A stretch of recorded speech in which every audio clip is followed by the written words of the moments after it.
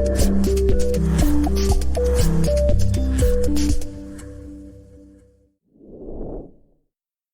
right. Good morning, everyone, and welcome to our introduction to real estate investing. And we're really excited about this program because it is the nuts and bolts. We're going to get deep in the weeds on investment philosophy, the things that work, and absolutely the things that don't work. And I'll tell you, with my experience, not only as a real estate investor, but as an advisor to real estate investors, I can tell you that a good part of the otherwise margined profit or gain on a transaction is lost because of what we're going to be focused on in this course. And that is how the transaction gets set up, how the taxpayer is set up or the investor is set up, and not understanding the valuation. Most people go based on an appraised value, which is fine, but they don't really take the time to get a valuation as an economic unit of measure. And so we're going to get deep into the weeds on the philosophies and the metrics of real estate investing, and people that are highly effective and successful at real estate investing. These are the things that they do, and this is why they're so successful in making good gains and paying the least amount of tax. So in lesson one today, we're going to cover three main topics: the property models, the approach to valuation, and the entity structure.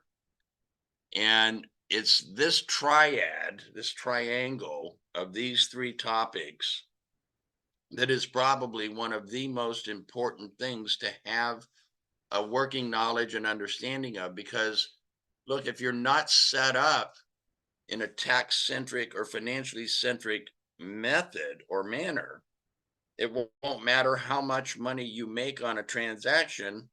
You're going to have the inefficiencies of tax and financial leakage, where you're not going to be able to retain or keep as much as you otherwise would have if you'd have just taken the time to set the transaction up in a much more financially centric or tax centric approach.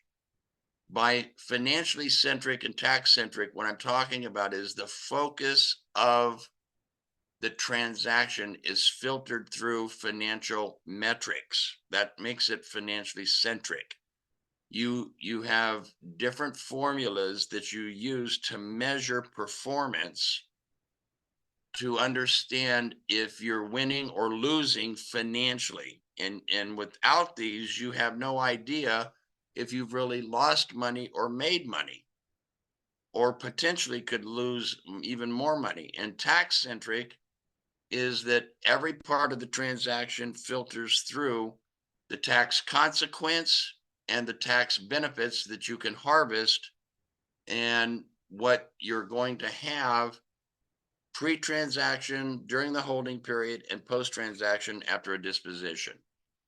And so when you buy a property, you should have an exit strategy already in mind of what the length of your holding period is going to be to maximize profit, and then how you're going to dispose of the property is going to be critical in terms of your capital gain and other tax attributes that can be fatal. These are the hidden tax traps that you don't realize until after you've closed escrow. And then all of a sudden, you've got this big tax bill that you had no idea that was going to come, and more than half of your profits or your gains are wasted in paid in taxes that you could have avoided if you'd have just set it up a little bit differently. So, with that said, as our introduction, I'm going to go about an hour, maybe an hour and 10 minutes through each of the sections. And John is going to monitor the chat room. And so if you've got questions, go ahead and put them in there, and I'll occasionally take a break to go through and answer those. We're going to go about 90 minutes on this first lesson, and then I'll open up about a 15 to 20 minute toward the end, and we'll do a robust, lively Q&A session.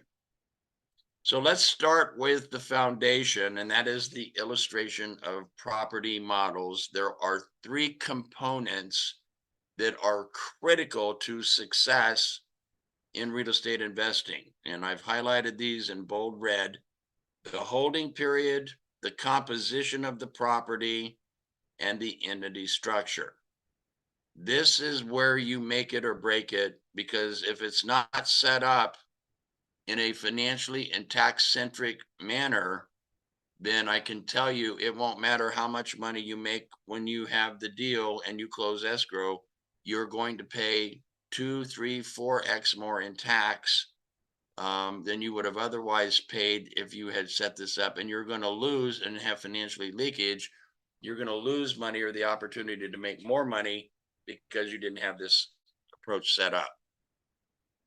We look at real estate investment for the most part into two classifications that have a very, very significant tax and financial component to it: flips and holds.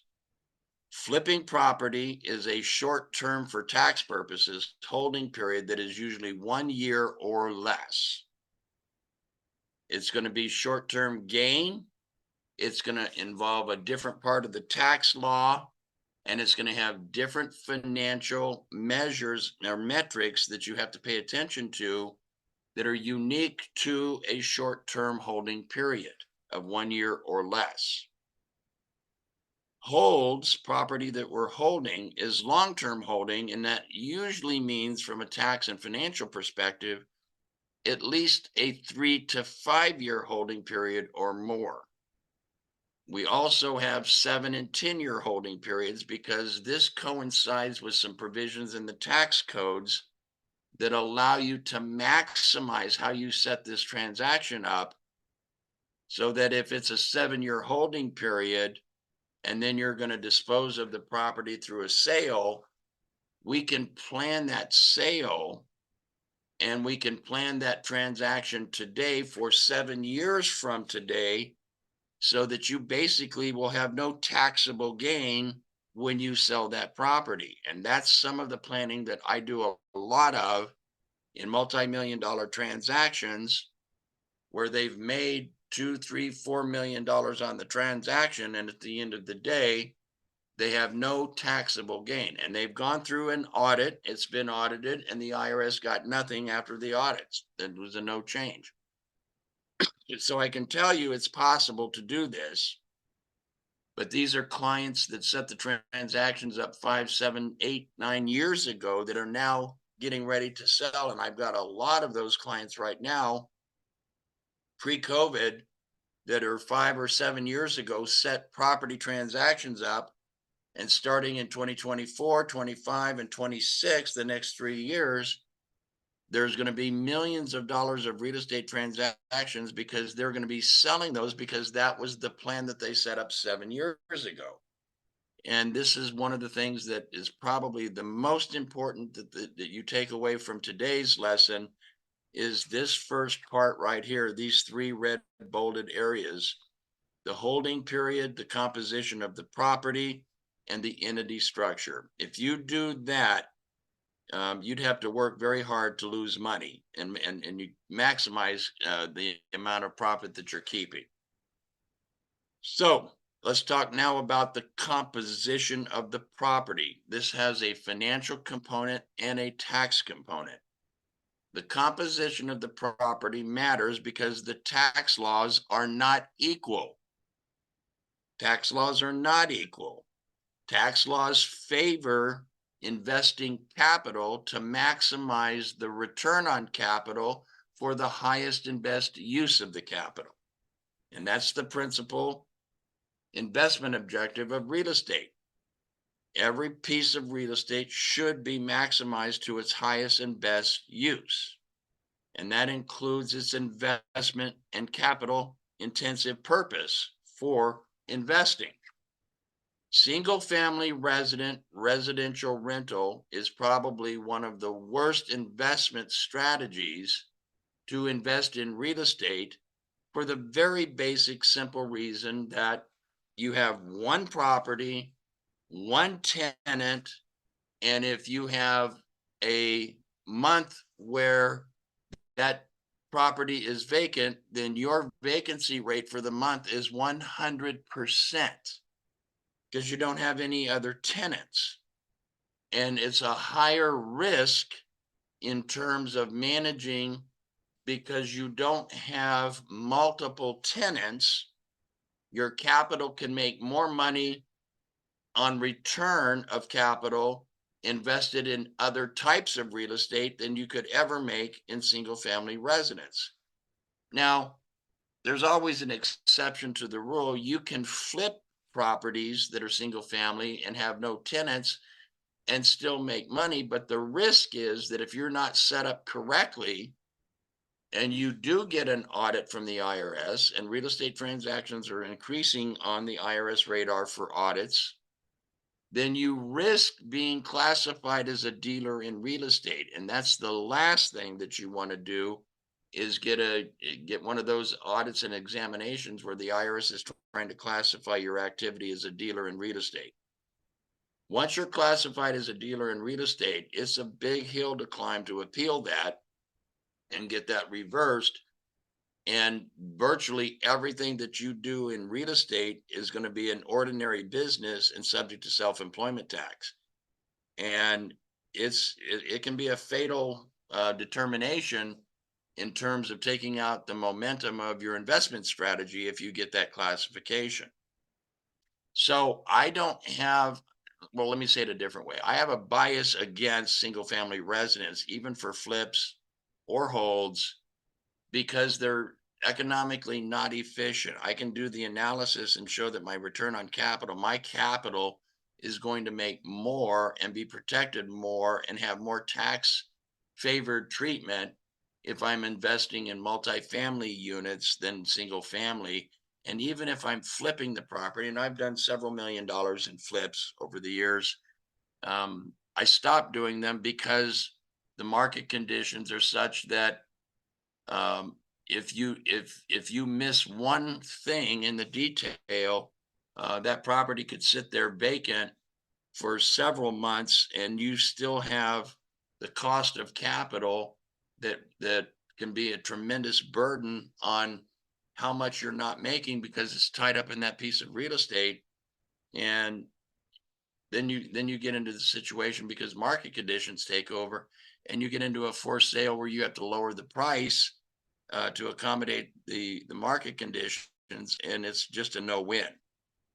So I have a bias against single family residence for those reasons. And I've been doing this for over 40 years, and I've got other investors that you'll meet over the course of these courses that have been just as successful, and they will tell you the same thing, that single family residences don't make for good investments in terms of where your money can go and how you can get a safer return on investment in the future. We break multifamily into three groups because the tax treatment is actually very different in these three groups of property. You have what is called the law of diminishing return. And the basic principle of the law of diminishing return says that the more you do something, the less benefit you get for doing it. And this is very true in these different classified groups or compositions of multifamily. 2 to 5 units have some unique tax attributes, and particularly in places like New York, Illinois, New Jersey, California, high density states or high valued states. This is especially true in terms of the tax attributes. They're going to be much more efficient, but then you have the law of diminishing return. After 5 units, you better be thinking of other tax strategies. Otherwise, you're going to lose a lot more, a lot faster. We take the next composition, and that is the 6 to 12 units. Places like California, if you have more than 12 units, 13 or more, you have to have an on-site resident manager. That's an employee, at least in California, and they have to be on payroll. Now you've got a different composition and different character of property and you have a different expense load that you have to cover called an employee, and all of the employee taxes and employer taxes and health insurance and blah, blah, blah. And all of a sudden now, it's like you've got this new family member that you're going to have to build into the equation. And if you sell this property, particularly in California, and you have a resident manager, you've got to be very careful about the labor laws and all of the nonsense that we have to deal with so that you don't get sued. I don't like properties as an investor. I don't like properties that have more than 12 units. I don't need another employee in real estate. The employees that we have, we love, and they're in our tax and our consulting firm.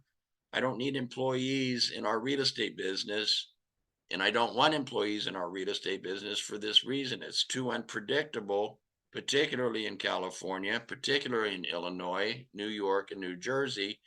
And you have a high density potential of getting upside down a lot sooner rather than later.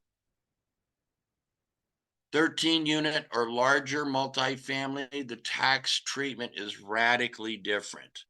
It's going to be completely different because the modeling, particularly on the asset classification and the asset segregation, the distinction between 5-year property, 7-year property, 15-year property, improvements versus repairs, and 27.5-year property. Those property lifespans for purposes of depreciation and asset grouping or asset classification are critical. This is the driver, the tax-centric and financially centric drivers that will make you a multimillionaire in real estate if you understand how these work.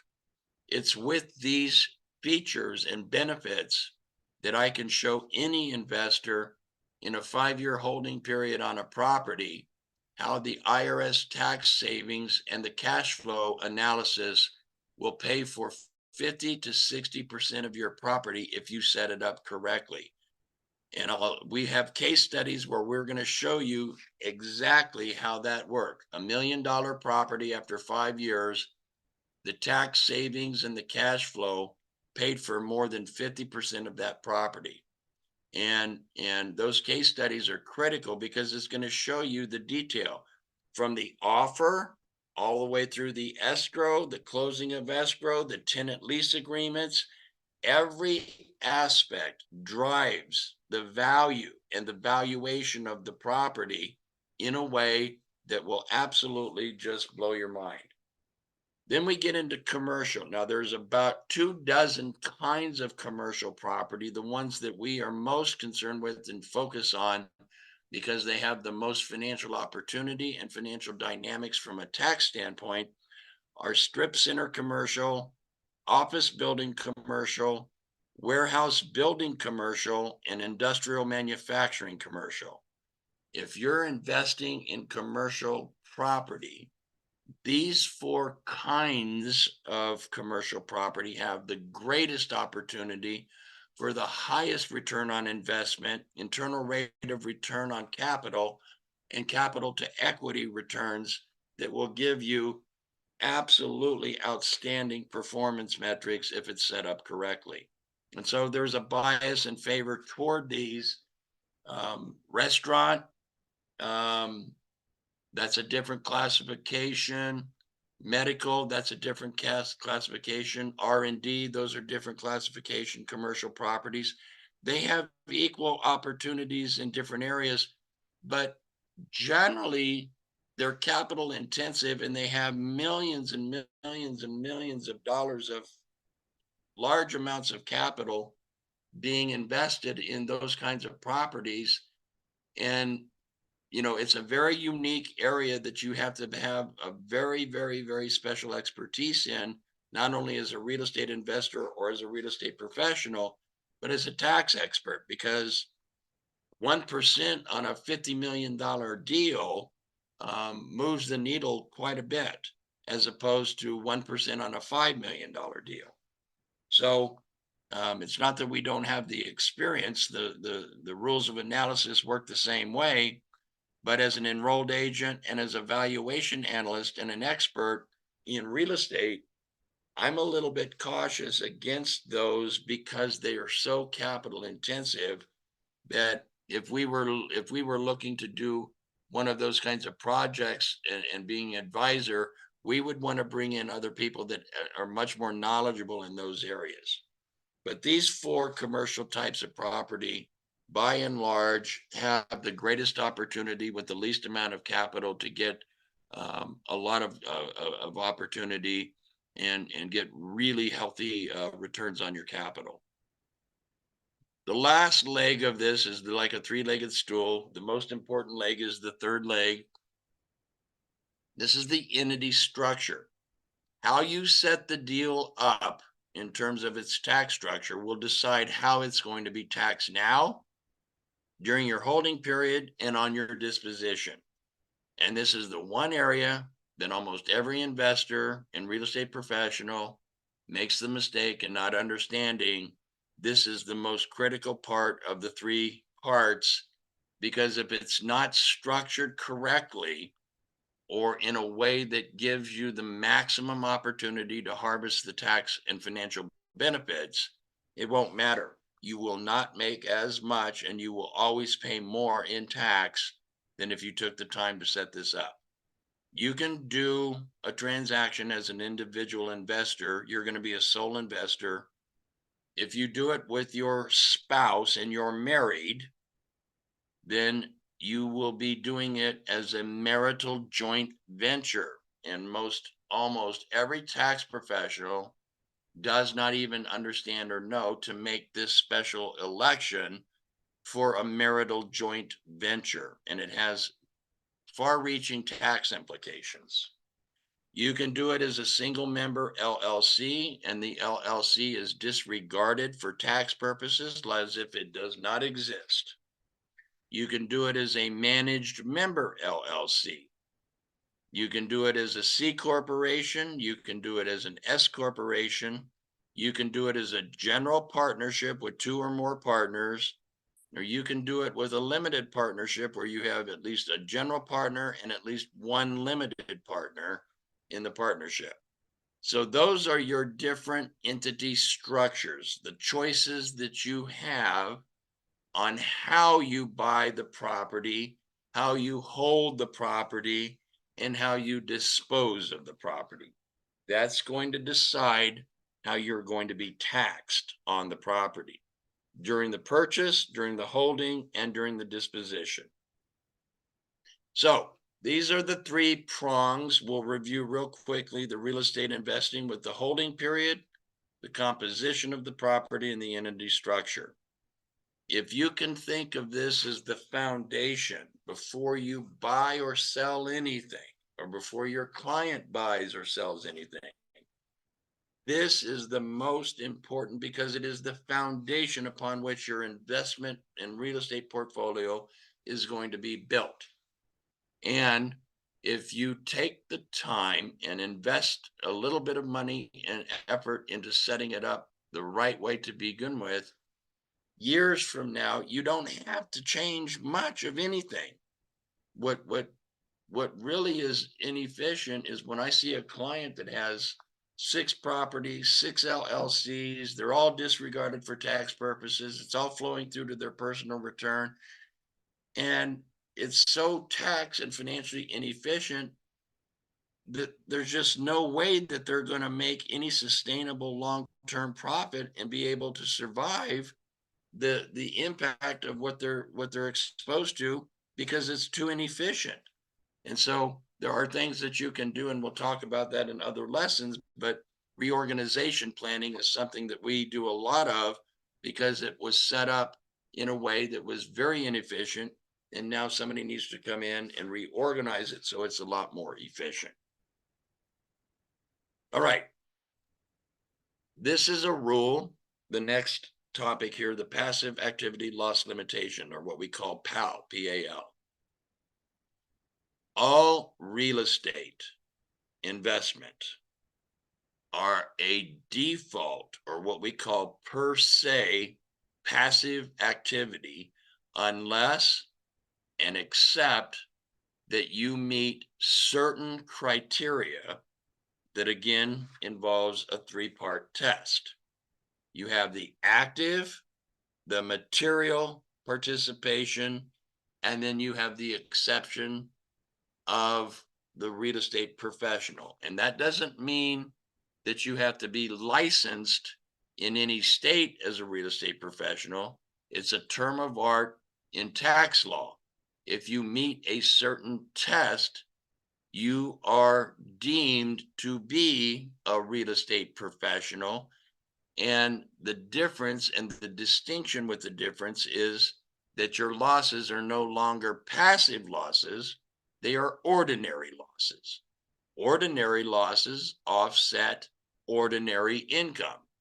I have $100,000 salary, that's ordinary income, gross income on a W-2, and I have $100,000 ordinary loss from my real estate. I have no taxable income because one offsets the other. And instead of paying $37,000 in taxes, I pay nothing in taxes. That's the magic of making sure you navigate successfully through passive activity loss limitation, or PAL.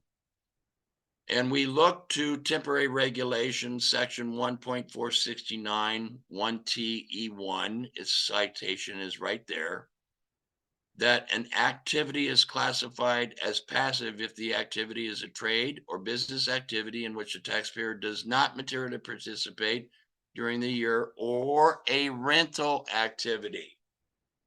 Again, it's a three-part test: active participation, material participation, and your participation is classified as that of a real estate professional. We're going to get into the test. We're going to get into how to meet the test. And we're going to get into, if you get audited, what the audit issues are going to be, because it's going to be along these lines. And if the taxpayer does qualify as a real estate professional for tax purposes, then the rental activity that they engage in under the per se rule makes the rental activity an ordinary active participation business. And the losses, tax losses, are then treated as ordinary losses. That is a significant distinction that we want to make sure that whatever we're doing, we can always meet that standard. Now, just to give you a quick summary, a taxpayer will be considered for tax purposes to be a real estate professional if more than 1/2 of the total personal services of the taxpayer that they perform in all trades or businesses are performed in real property trades or businesses in which the taxpayer materially and actively participates, and that the taxpayer must perform more than 750 hours of service during the tax year.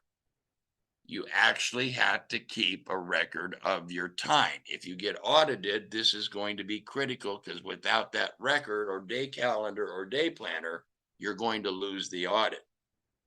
So we'll get into the distinction and the checklist of active participations. There's several things that you can do. You only have to do one. We'll get into the test for material participation. There's several things that you can do. You only have to do one. And we'll get into the 750-hour test and how you do that. And here's the downside.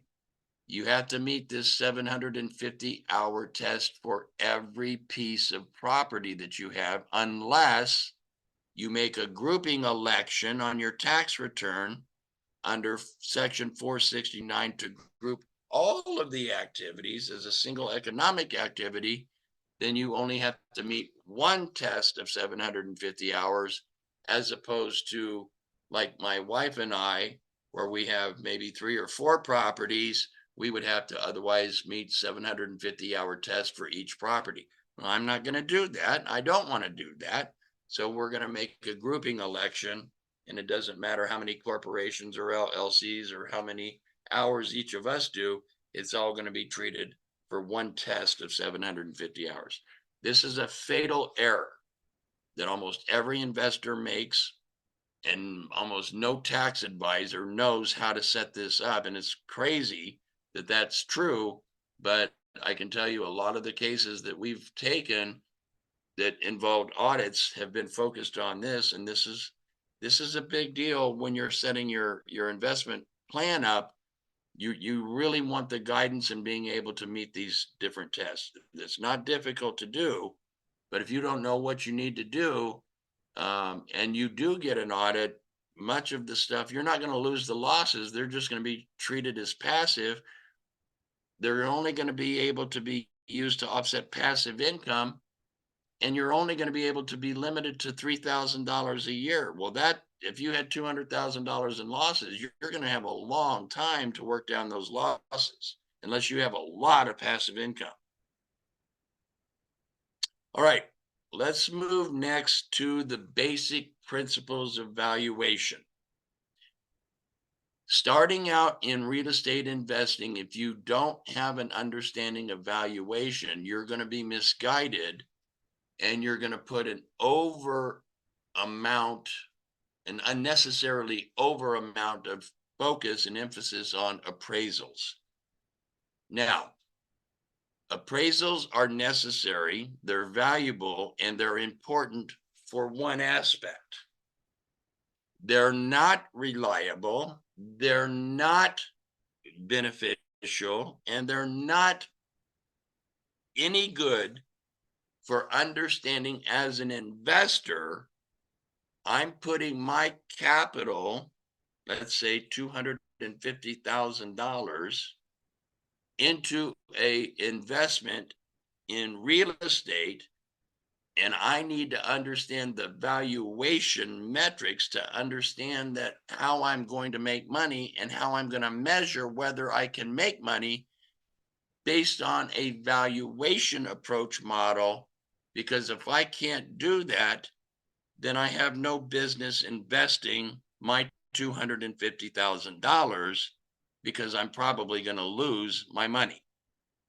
I'm not going to gain as much as I otherwise would have, because I understand valuation is a very different approach than appraised value. The general concept of valuation, where I've underlined and highlighted in blue, is very simple. The current value of any asset, let's say real estate, is its present value of the future cash flow that investment is expected to generate. Let's repeat that.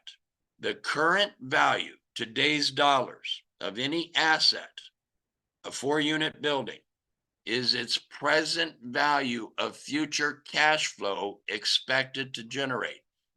Cash flow is critical, and cash flow includes tax savings, because you're not paying the taxes that you would otherwise pay, but for the fact that you set this transaction up correctly through a tax-centric approach to maximize the tax benefits.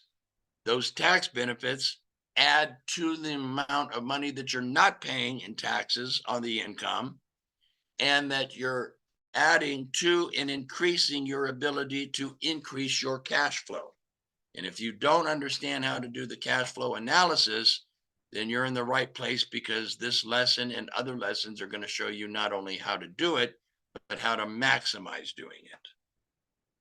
What is the principle of value? Not appraised value, but true value.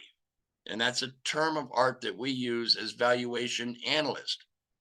Alan has his CVA. I have a CVA, certified valuation analyst. We understand and know how to determine true value, market value, all the different types of value. This principle holds that the value of a property component, any part of the property or its component, is measured in terms of its contribution to the value of the total property rather than as a separate component. In other words, you have land and building. Those are two components. The land has subdivided other components because the land has improvements outside of the building. The land has trees, shrubs, sidewalks, irrigation, sprinklers, fences, driveways. Every one of those components is a subcomponent of land. And every one of those components can be grouped into 15-year asset groups and depreciated. Yes, you can depreciate your trees and your shrubs and your sidewalks and your sprinklers and your fence and your sod for your grass. All of those things are subcomponents of land. So the component measure of land in terms of its contribution to value of the property can be stated another way in its tax-centric savings as a deduction that you get to deduct against income because you have identified the components and its subparts, land, and each subpart as an economic unit of measure and a portion of that value. This is particularly important for property taxes, and this is particularly important for depreciation. And should you be so wise as to use the straight line method of depreciation, then you don't have the tax trap 5 years from now when you sell the property in a disposition and you have to recapture the depreciation and pay ordinary taxes on the depreciation recapture, whether you claimed it or not. This is how you lose a lot of money when you sell the property, because you have this huge tax bill because nobody thought enough to plan ahead. And now you have to recapture all of that depreciation that you claimed under the tax benefit rule or the doctrine of tax benefit. So this property's component measured in terms of its contribution to the value of the total property, rather than as a separate component, we can then measure in terms of those subcomponents, each of their contribution working together that make the property and make the argument that the aggregate cost approach to the segregation of the asset and the asset groups is the most efficient, most tax-centric, and financially viable approach to value, because it's giving us the contribution to increase our cash flow, reduce or eliminate our tax exposure, and keep more of the money that the asset is now performing at a level of measure that is at its highest value. The importance of valuation is in the second sentence here. When it comes to valuing a business, and real estate investing is a business, you can use several approaches, including the market approach. You can use the income approach or the asset-based approach. The market approach involves analyzing prices of similar assets in the market. That's your comparable sales approach. Those are a guide, but they're not reliable for valuation, and they're not reliable for you as an investor. The income approach considers the present value of expected cash flows that are generated from the property or the business. Then the asset-based approach, which talks about these different components, on the other hand, focuses on the value of the underlying assets and the liabilities.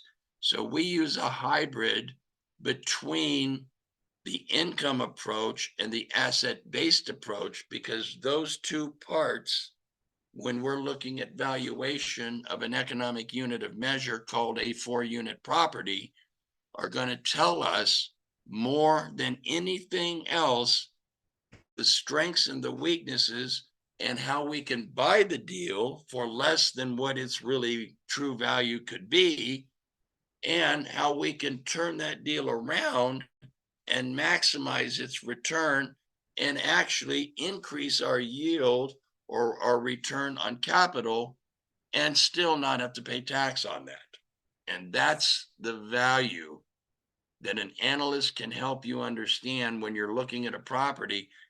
Don't look at price, that's an appraisal. Don't look at price. Price doesn't matter. What matters is what's its true value, and then what are you willing to pay? And then you compare that to price.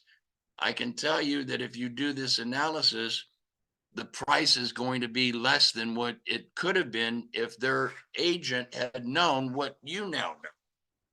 We've never paid more for a property than what we could make on it in the first year or more. And we've always been able to buy the property for less than what the listing price was because we were able to show where the inefficiencies and weaknesses are. And that's been true for 30, 40 years that Susan and I have been doing this. And for every millionaire client that we've got in real estate, they do the same thing. And you can do the same thing. It doesn't matter what the price, what the listing price is.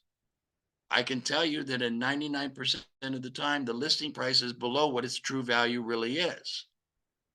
And so you can actually get a deal. You can actually get it below the list price if you know how to make the argument and flip that property around financially and turn it into a powerful financial machine if you know how to do the analysis. I'm going to invite you to read this syllabus, and it will take you through the steps of how to calculate the value of the property and the purpose of valuation. For this purpose in this lesson, I don't need to read to you. I'm just going to highlight some of the points that you want to make notes to and come back and actually maybe do a little bit of studying. The basic approach that most people take are the three valuation methods. These are sort of along the lines of appraised value. You take the sales comparison approach, which compares the values of similar properties and what they're being sold for. To me, this is a race to the bottom. This 4-unit listed for $979, this 4-unit listed for $1.2 million. What's the distinction? Why is there a difference? It really doesn't matter. Sales comparison approaches are not reliable for understanding valuation. They give you an indication of the market trend, but they have so many flaws in the analysis to be able to determine true value that we don't rely on them. We want to know what they are, and we'll look at them, but we're not going to rely on them because they're not reliable for true value. The cost approach, which is a second approach, estimates the cost to build a property and compare it to the cost of any existing property. That's why you'll see a listing that'll tell you per square foot how much that property is being sold for, but that's misleading. We want to know what the rentable square footage is, and we want to know what the non-rentable square footage is, because that's going to affect true value. And then you have the income capitalization approach, or what we call the cap rate approach. And this estimates the value based on the expected future income from a property. But here's the flaw in that. Almost no investor in real estate understands that the model that they determine rents on has been outdated for about 15 years. And so everybody does the market comp approach to determining rents and how much they're going to rent the property for, rather than using a true value approach or the approach that we use in determining rents, and that's the per square foot of rentable space approach. And almost always we find properties underperforming. The rents aren't where they should be or they could be, and that's why we do pro forma modeling. A pro forma model takes a property and tells you what it should, could, or would do if you would make these changes. When we do a pro forma model on a subject property that an investor is getting ready to look at, that's less than a $500 expense cost that could make you tens of thousands of dollars immediately, because you now have what that seller doesn't understand, and that is the key to making a lot of money and not paying tax on it legally. We actually have a fourth valuation method, which is called the enterprise value method. And we'll talk about that toward the end of this lesson. But I have another lesson in the 5 lessons of this course that we're going to really talk about enterprise value method. The enterprise value method is the going concern value. If I had a 4-unit property, I want to do a value of that property based on a going concern value, because if I'm going to sell it, I'm going to sell it for its financial and tax attributes, not for its appraised value. And I'm going to get a lot more money and pay a lot less tax. At least I've done that for 40 years, than the average investor, because I know how this process works. This is what you as a real estate professional can bring to a client, and this is what you as a real estate investor can bring for yourself. And you only have to do a couple of deals to really understand that you can create a multi-million-dollar portfolio pretty quickly now that you know how all of this works. The valuation approach that's common to real estate investments that we employ is, and we employ all of these, and this is put into the pro forma, the per square foot, the price per square foot of rentable square foot. This first valuation method is price per square foot, and the formula for price per square foot generally is the cost of the property divided by the number of rentable square feet. I got to know that before I know anything else, because everything that I'm going to do from that point is going to pivot off of this foundation and this key piece of data. I'm going to look at the price per unit. If I'm paying $1 million for 4 units, then the price per unit is $250,000 per unit. Is that good or is that bad? Well, it depends on a whole host of factors. But you want to know what it is, especially if you can divide that by the number of units, and then in California and other states, you can add an ADU or maybe 2 ADUs. Now your price per unit goes down. The seller doesn't know what you know, or hasn't done their due diligence in a way to know what the potential highest and best use would be. Maybe you buy the 4-unit and add 2 ADUs. Now you have 6-unit. Now you take your $1 million divided by 6, and that's a lot less per unit than 250,000 on $1 million divided by 4. We want to look at the gross multiplier, what we call the GSI, the gross scheduled income. How much income is that property producing? The third method is the gross multiplier. The formula is the cost of the property divided by the gross operating income. Let's say that the gross operating income for our 6-unit example is $56,715. Our gross multiplier formula is 390,000 cost divided by 56,715 gross operating income, and the result is 6.8 or 6.88, so we'd round it to 6.9. So in other words, you're buying the property for 6.9x of its cost. Unlike the first 2 methods, the gross multiplier method does take income into account.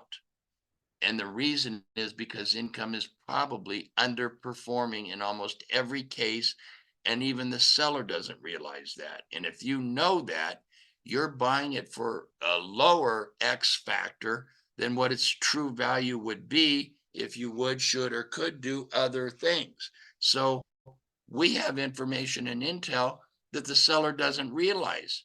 So we're going to be able to give them what they want, or even offer them a little bit less, because we know these things, and we're going to be able to capitalize on that and make a killing on this property. Unlike the first two methods, again, the gross multiplier does take income into account. But what about the other two parts of the money machine, like the expense and financing? Well, it doesn't take either of that into account, and there's a reason. And we'll talk about that as we go through some of the case studies. We want to know, we want to know our capital, and we want to know what this GSI or this gross multiplier really is, because it's going to be sort of a benchmark and it's going to tell us what the potential. If it's 6.8, and we would, should, or could do these other things, and it could be 13x, we can make a really good deal here by paying 6.8, fixing the inefficiencies, and then turning the market around and turning the property around. And in 5 years, sell it at a 13x multiplier at a higher valuation. And all of that extra gain, we're not going to have to pay extra tax on, because we're not going to be recapturing all of that depreciation and paying ordinary tax. I mean, this gets crazy, how to make money and really not pay a lot of tax. And that's why the tax codes favor real estate investing so much. Capitalization rate, or what we call the cap rate, is one of those little things that you hear in the market, but most people don't understand its function in terms of value and how it's supposed to work. It's really expressed as a percentage, and the formula for the cap rate is the net operating income divided by the cost of the property, the selling price. So let's take our 6-unit net operating income. Let's say that that's $30,065. $30,065 divided by the asking price, $390,000, would equal a 7.7 cap rate. That means that 7.7 cap rate is one way of looking at the cap rate, is that the property is producing a 7.7% of its cost in net operating income. Net operating income takes into account the taxes, but nobody calculates that. And so we have an advantage in looking at this in a way that gives us this other differential. Therefore, the cap rate can be extremely advantageous when you're comparing them against other properties, to look at that cap rate sort of as another benchmark and measure for the inefficiencies or where you're going to be able to leverage that opportunity. All right, then we have the final, and that's the cash on cash, which is a measure of how much cash flow an investor would be earning. If you're not paying taxes because you've used these other strategies, then you're going to have more cash on cash available. And if you're efficiently modeling your rents on the per square foot approach basis, the chances are that your rents are actually closer to the true value of where they should be, and you're getting the highest and best use of the property by producing the most income for the least amount of expense per dollar of income. And so cash on cash is a way to measure the efficiency or inefficiency of an existing property in terms of creating a pro forma model of what it should, could, or would do. Remember, a pro forma model takes a property and tells an investor, here's what the property is doing, but here's what it could do, should do, and would do if you would do these things. Now we move to the entity structure. Again, we go back to our 3 points: the holding period, the composition of property, and the entity structure of the activity. And how long you invest in a specific property is the holding period. What its composition is the type of rental that you're buying. And how you organize the activity is your entity structure. Without those 3 things, you have no chance of meeting the objective of highest and best use of your capital in real estate investing. You'll make money, but you won't make as much as you could, would, or should if you knew and how to do these other things. More importantly, you don't have any organizational structure or objective in mind. when you buy a property and you don't have the disposition of how you're going to get out of the property already defined, then you're kind of making it up as you go. And there's nothing wrong with that approach. It's just terribly inefficient in building wealth through real estate investing.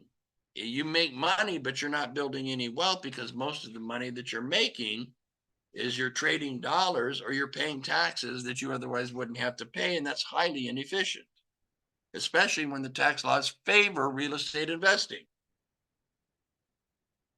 All right, I'm going to show you a basic model. And if you have this model, you basically don't need much else of anything until you get above transactions above $10 million. Once you have property or gain or income above $10 million in a year, you might need a little bit of a variation of this model. This is the model that Susan and I use. This is the model that we have helped a lot of investors use. This is a model that at 10 o'clock this morning, I'll be leaving to go over to Alan's office to meet with the client and an attorney to set up this model for that client and their development project. This is a model that's been around about as long as I've been doing taxes, which is about 42 years. This is a model that sophisticated investors, real estate professionals, and investors alike that are extremely wealthy, this is the model that they use, and there's a reason that they use it. It's highly efficient, and it allows us to maximize true value and meet all of the active material participation, the 750-hour real estate professional test. We can do all kinds of things once we have the model. You want a corporation that the shareholder owns the stock. If you're married, you and your spouse own the stock of the corporation. The corporation becomes a member of the LLC that you and your spouse own. You own 45% of the interest of the LLC. Your spouse owns 45% of the interest of the LLC. Or maybe you're not married and it's your son or daughter. All right, well, then you and your son or you and your daughter. Okay. The corporation owns the other 10%. Now you have a partnership. Now you have a partnership. The LLC is taxed as a partnership. Now, the uniqueness among many things about an LLC is the disproportionality test.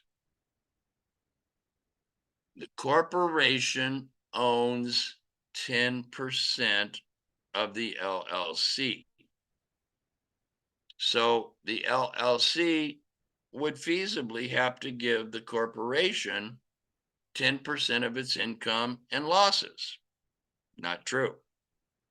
LLCs have a unique tax attribute called disproportionality.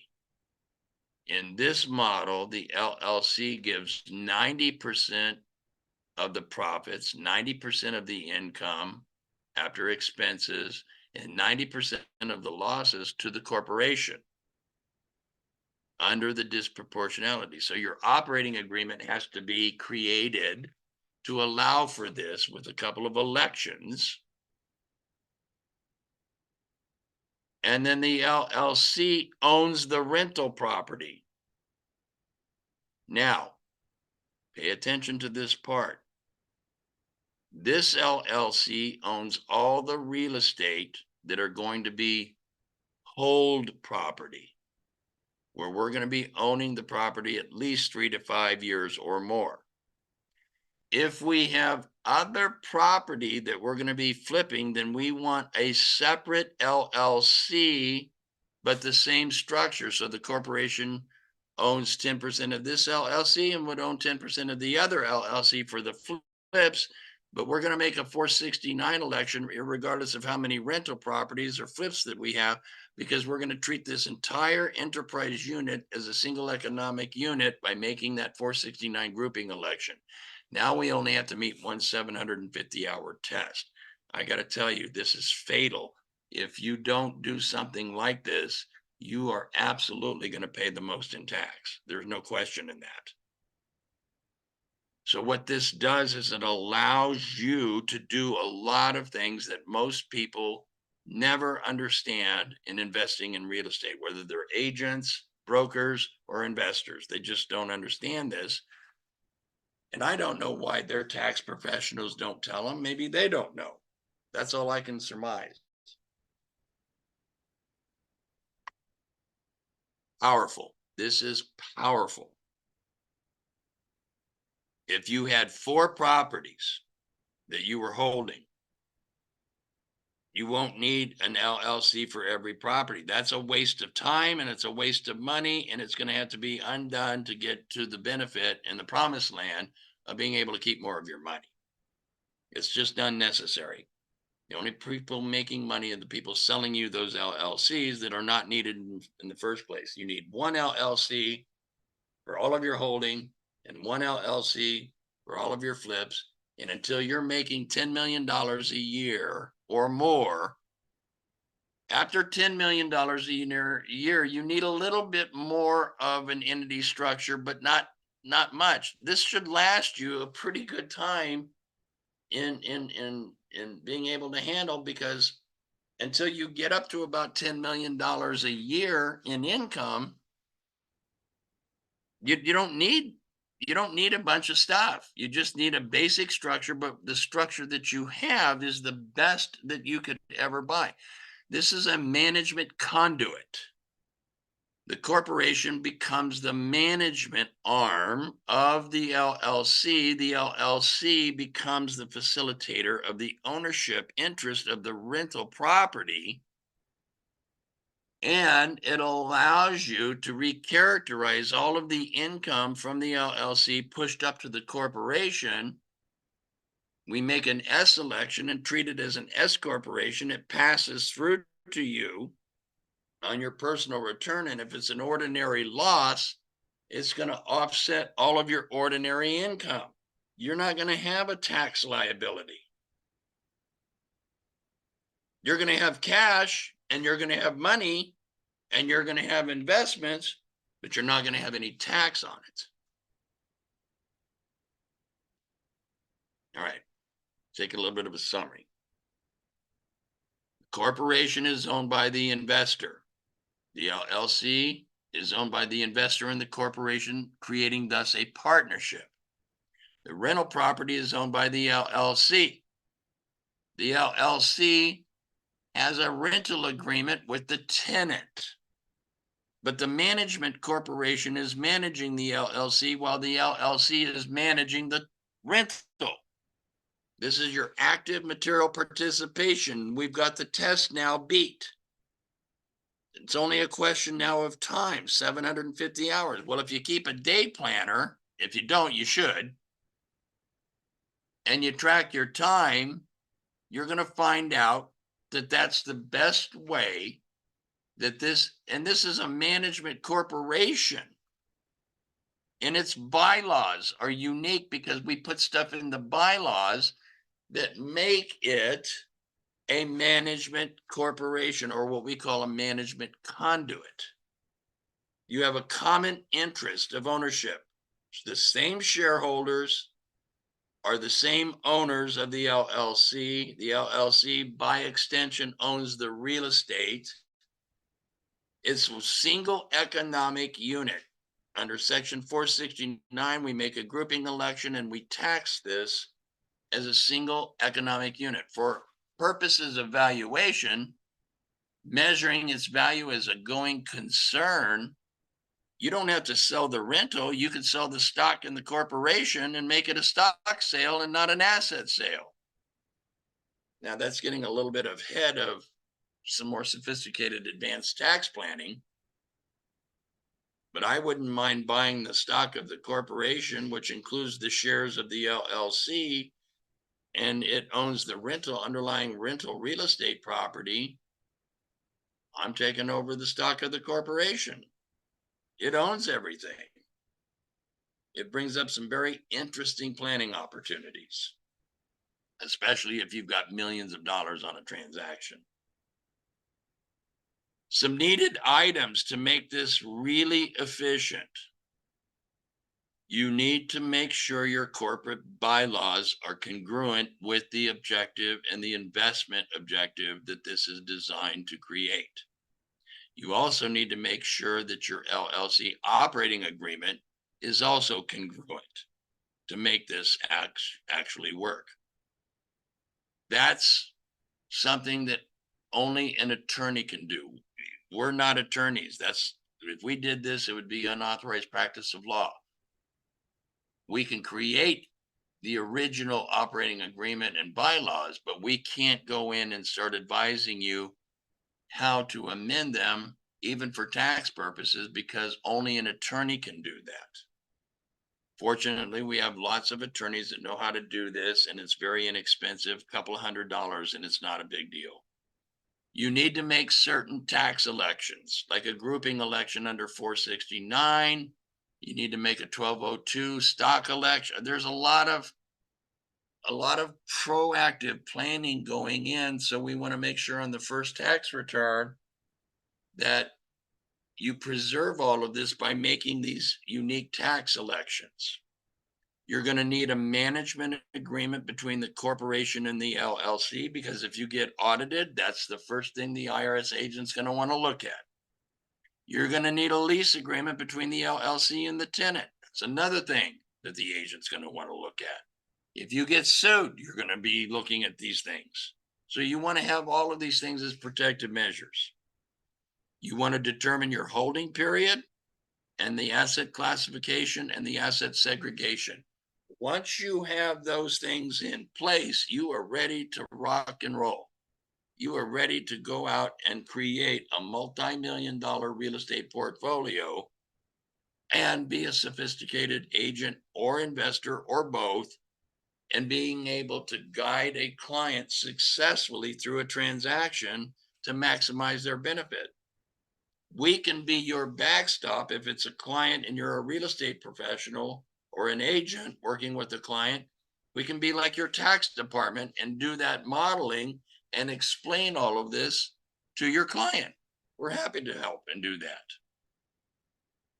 So I encourage you to go through and read and get a familiar understanding of the content in lesson 1.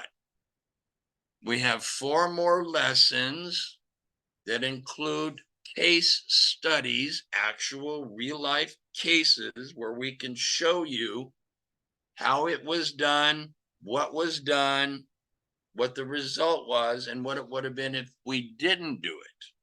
Would have been a lot of taxes and a lot of wasted money. And I think at the end of the day, the biggest thing that would be a takeaway is the proactive nature by which you organize your real estate activity and how you're going to go about moving forward in the business of real estate investing so that it can be cost effective and efficient. If you've joined the platform, you also have access to other platforms, as you'll see if you go into your back office. We've just added one of those. You can take advantage of the block of time, which is going to be a lot cheaper. You save 60% of our normal firm rate. If you need a 4-hour block of time, it's less than $500. You can get a lot of stuff done. If you need those things, then that's why we're here to help you facilitate those things. What I would do is suggest that if you haven't already done an organizational review and analysis, get with Alan and the team and get that analysis, because that's free. Let's figure out where you're at, and let's figure out if you've got any inefficiencies, how we can mitigate those and help you get into a position where you can actually create the multi-million-dollar real estate portfolio. Between Susan and I, we've probably have done $30 million of real estate transactions as investors. I believe our current holdings are probably about $5 or $6 million in real estate holdings. We don't have much debt, less than $1 million in debt on those. And we're getting ready to now look at purchasing 2 properties, probably in the 8 to 10 unit range. And we built it to the point right now that we don't like to go through the financing side of it. So we just, we've got some opportunities to buy these for cash and take that cash, and actually with these strategies that actually produces about an 18 to 20% annual return. And that's after tax, because we don't have much taxes taking advantage of these. Well, if you do that, you're averaging 20% a year. Basically, you're doubling your money about every 3.5 years, using the rule of 72. And here in California, where the annual appreciated value of multifamily housing is growing at a rate of 12 to 14% a year, you can do the math just like you got $1 million asset that's appreciating in value at 12% a year. That's 120 grand a year that property is going up. You own it for 5 years. You've got basically 50% of your value increased in appreciated value, and you haven't paid any tax on the income. This is how sophisticated investors, this is why they're wealthy. They have these kinds of modeling in place to help them. And the tax laws favor real estate investing. They always have. The challenge is, how do you take something that's so complicated and make it simple? This is about as simple as it gets. So our game plan now is, we've got 4 more lessons. We're probably going to put the schedule out that we'll do the next lesson in about 2 weeks.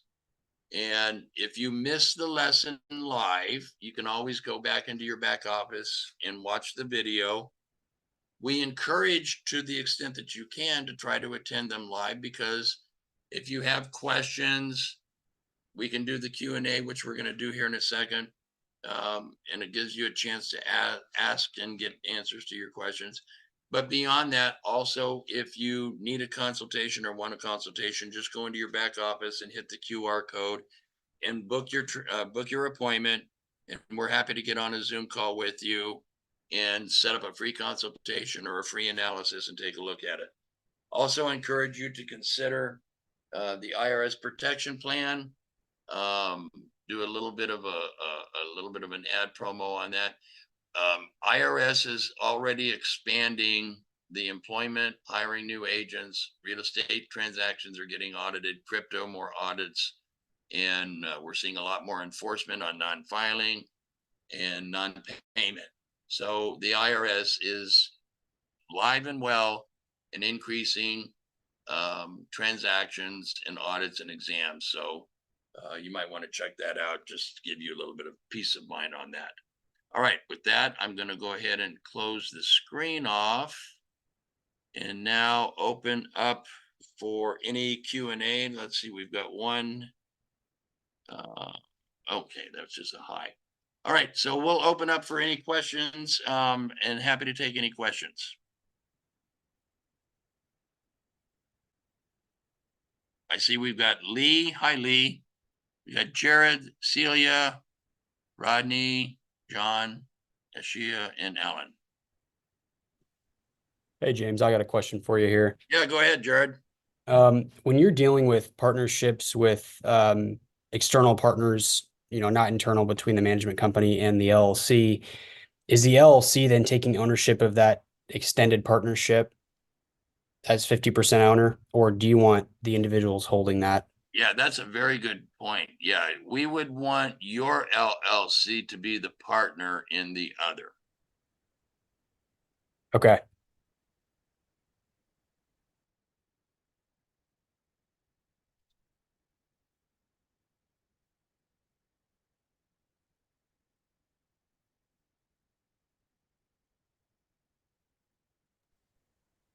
Another one for you. And then if you're going to go ahead, retroactively fix those things, is that something that's affecting an amendment from a tax perspective, or no, it just changes and then it gets transitioned forward? Yeah, that's a great question. Actually, there are, I would say probably 7 out of 10 times it would require an amended return because you probably have overpaid. You haven't done the classification of the asset grouping, and that can give you a significant tax benefit that can actually give you much lower taxes. And we would want to at least advise you that the potential for an amended return would be very high. To the extent that it's not involving an amended return, then I would say it's probably no more than a 4-hour block of time to just go through, review the operating agreement, the bylaws, the structure, make those changes, make those recommendations, put the management agreement in place, and then you're good to go going forward. And reorganization planning is not a very complicated process. We take what you have and compare it against what it could, would, or should be. And then we just realign. And then if that results in the need to amend the tax return because of classification or we were inefficient in claiming, then that's a very simple procedural amendment. Generally, those rarely ever get audited because the IRS understands that it's sort of technical. I could have claimed the depreciation this way and I claimed it that way, but I want to go back and I want to change it. And if you're in that 3 to 4 year window of time from the acquisition to when you make those amendments, it's probably worth doing the amendment because it's going to give you so much benefit in the future. The biggest benefit is you're not going to have to recapture that depreciation and tax it as ordinary income when you sell or dispose of the property. So that's a big plus for you And why are you not recapturing that again? because you're taking the straight line method approach. And the rules, the exception to recapture is anytime you claim depreciation using straight line method, even though you're front loading it with the cost segregation, if you're claiming depreciation on straight line method, you're only, if it's 5-year asset, you're taking 1/5 of the depreciation each year as an expense item. So it's not subject to the recapture under the tax benefit rule because it's just a straight expense. Gotcha.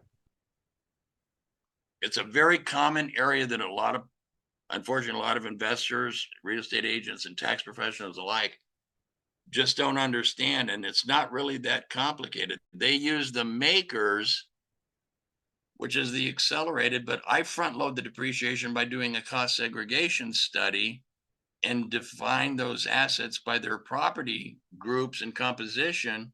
I'm going to get a better outcome and a result both now and in the years ahead because I'm not going to be subject to the recapture rules. And at the end of 5 years, I've exhausted all my 5-year assets. I still have 2 years left on my 7-year.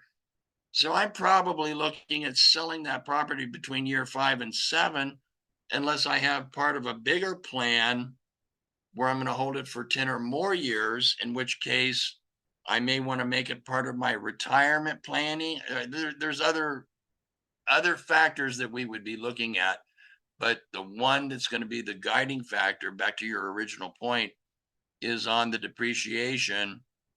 We would almost without question always advise the straight line approach because the tax benefits that you get by not having to be exposed to recapture are significant. That's all taxed as ordinary income.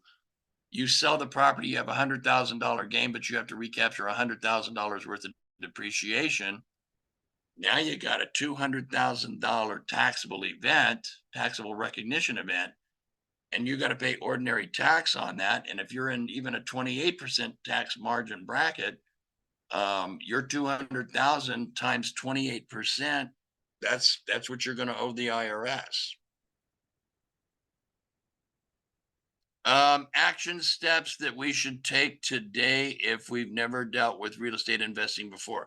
I would say get the QR code in your back office and book an appointment, do an initial consultation. Alan will set that up, and then I'll get on with you and Alan on a Zoom call. Look at where you're at. We can do a profile analysis That's free. We don't charge for that. And then do a transaction analysis of what you're thinking about, and then map out some opportunities. One of the biggest opportunities right now that we're advising some investors, particularly those that are first time buyers, you know, recently back in November, the rules were changed on Fannie Mae and Freddie Mac on investment properties where typically a 2 to 4 unit, or I think it was 2 to 5 unit, you had to come in on financing with 25%, in some cases 30% down. All right, so you're buying $1 million 4-unit building. 25% down is 250 grand cash. And not everybody has 250 grand sitting around unless it's in a retirement account, and then it's, a little bit dicey how to get it out of there the right way. And what happened in November last year, they changed the guidelines to where now on a 2 to 5 unit, you only need to come in with 5% down. So we're telling particularly millennials, look, be a first-time home buyer and buy a 5-unit or a 4-unit building. Live in one. You only have to live in it for a year and a day. Rent the other 3 or 4 units out to your friends. Create an investment property. At the end of 1 year and 1 day, you can rent yours out, go buy a house or another deal, and rinse and repeat.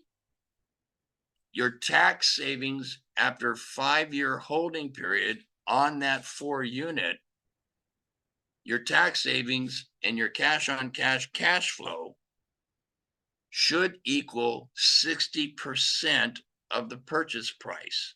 We've got a worksheet. We can plug in the numbers. You will save in taxes, and you will have money that you didn't pay in tax, plus the cash on cash, equal to, after a 5-year holding period, 60% of the price of that property. It didn't cost you $1 million. It cost you $400,000 at the end of a 5-year holding period, because you got all these tax benefits, all this tax savings, and all this cash on cash.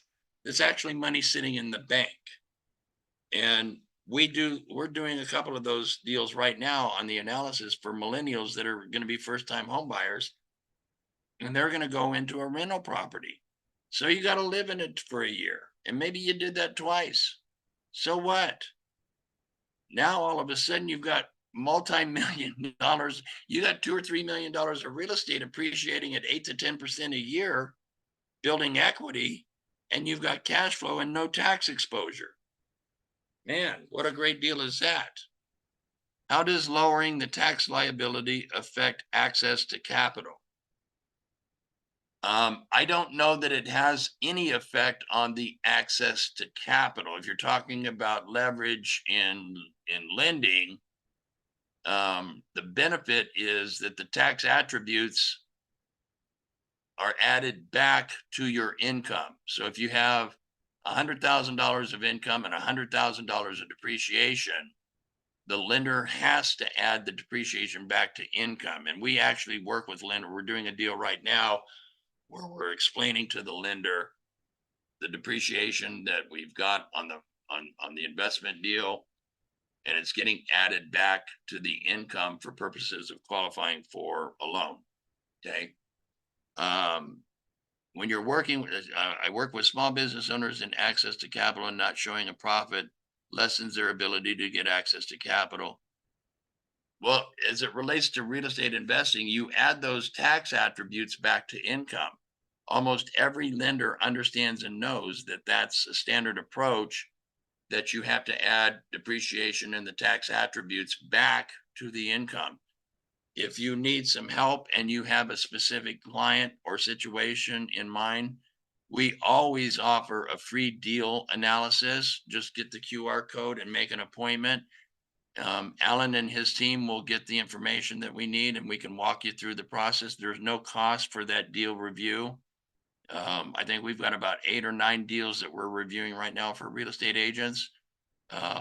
The good news is that we can generally find an opportunity to make more efficient what you're trying to accomplish once we understand the components of the deal. But it shouldn't be a limiting factor. And oftentimes, a letter from us and an explanation from us on our letterhead is enough to satisfy the lender's underwriting. And we're happy to help if we can be of any help to you. Okay, that's helpful. I wanted to see the difference between how it works from like the small business perspective versus Right. real estate investing. So now I see that. Okay, thank you so much. Yeah, my pleasure. Absolutely.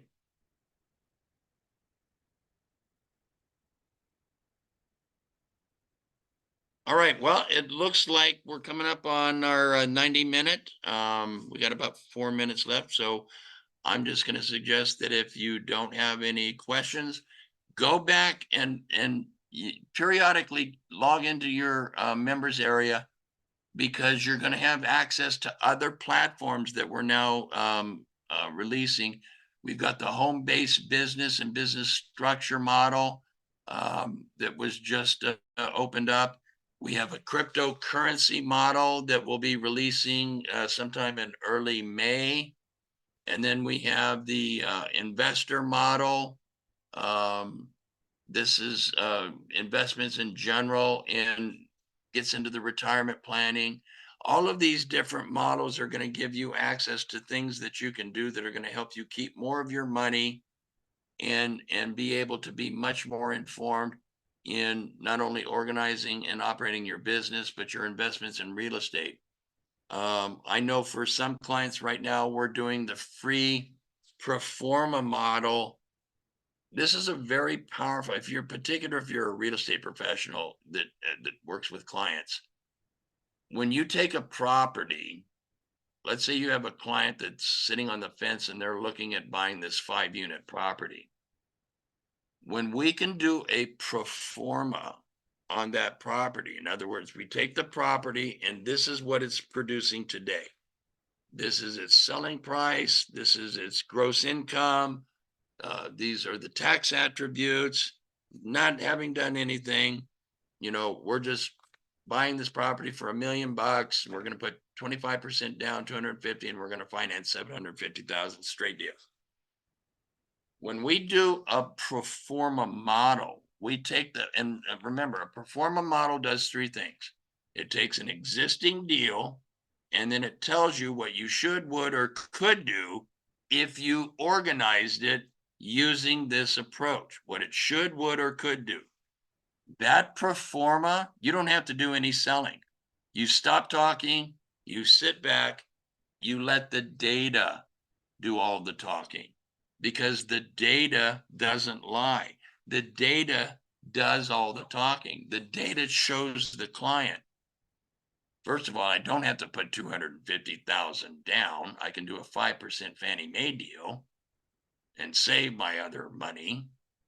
And if I decide to live in it, I can take advantage of that. And if I don't, then I put the 25% down. But here's the good news. Once I model this, I do the asset segregation and the grouping, and I have the entity structure set up. You're telling me that half of that property with a 5-year holding period, I'm going to have an actual money that I didn't have to pay in tax and cash on cash? Yeah, I'm telling you. And the worksheet takes that data and then it puts a pro forma on it. I would say the average pro forma document runs between 17 to 35 pages, and it takes the analysis on each of those 6 items and it details out the actual performance metrics, and it shows that investor, this is how and this is what you would do. Then if the investor decides, and we just did this last, I think in December, for one of Stephanie's clients or agents that had a client on a duplex in Ohio. I spent 8 minutes, literally 8 minutes on that phone call, walked through the worksheet. That agent had been working with the client for several months. Client was on the fence, couldn't get to a point of making an offer. I spent 8 minutes, never even met the client, worked the numbers through on the worksheet. gave him the results of those numbers. That night they wrote an offer, and the next morning they opened up an escrow and they closed it in January, and he bought that duplex. That's how powerful it is. You let the data do the talking. You don't have to sell anything because the data will sell everything. That Performa is such a powerful tool to a real estate agent, to an investor, because it gives them the roadmap. Then if they want us to help them facilitate that and put it in place, just have them join and have them buy a block of time. And we're happy to do that. We're happy to help them get that done. So anyway, that's available. I've had a great time. We'll probably do the next one in a couple of weeks on a Saturday morning again. Look for your announcements. We'll send out the emails. And if there's no other questions, have a blessed day and much success in all of your real estate adventures. Take care.